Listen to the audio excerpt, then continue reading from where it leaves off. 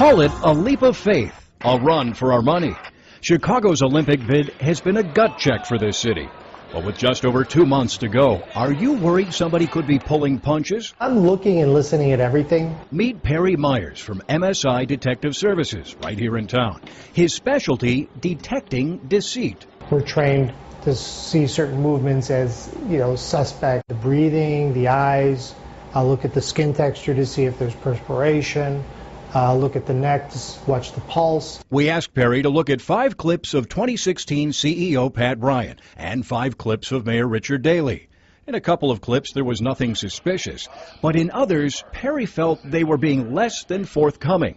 Maybe not lying, but possibly withholding information. There were some red flags that were evident. For starters, he's intrigued by Ryan's voice inflection when answering a question at a press conference last month. It is highly improbable that anything could go wrong that could eat through that amount of money. Highly, these kinds of things.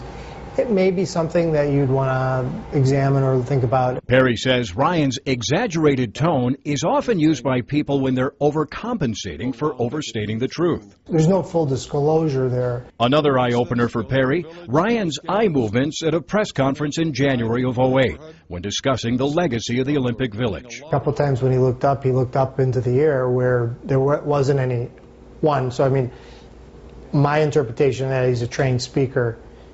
Usually you talk to the audience not up there, it's, over here. The movement, subtle and slight, but significant because Perry says it's the only time Ryan looks away, a reflex when some people have something to hide. There are things that they're not saying that they want to keep private or not tell the whole truth. Daley's gestures equally revealing. Watch him at this press conference in 2007. The Olympics must not be a financial burden to taxpayers of Chicago or Illinois. Did you notice any unusual movement? Watch again. He touched the side of his face one time. It's an unusual gesture.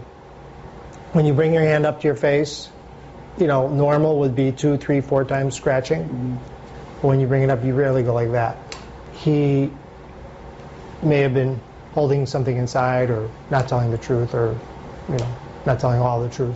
Perry's also intrigued by Daley's actions when our crew caught him at the airport after promising in Switzerland he would sign the IOC contract. All the cities were represented, and the Japanese, Spain, and Brazil, they spend all their taxpayers' money.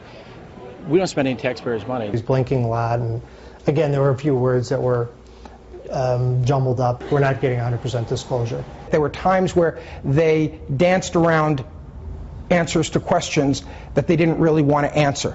But that's not the same as lying about it. We asked Mark Gannis, president of Sports Corp, a local consulting firm, if he feels the 2016 team has been dishonest. He tells us he doesn't believe they've been misleading, but at times they've had to be careful not to give up sensitive information to the competition. Our skepticism, Gannis believes, comes from a legacy of shady Chicago politics. 2016 is simply paying a price for generations of perceptions of less than truthfulness and less than transparency. Since he could not see Ryan and Daley speak in person, Perry can't say for sure whether his analysis is completely correct, but he believes by looking for clues, actions do speak louder than words. I would be highly skeptical, and I would look into this much further and want to examine things. Because with hundreds of millions of dollars on the line, none of us have money to burn.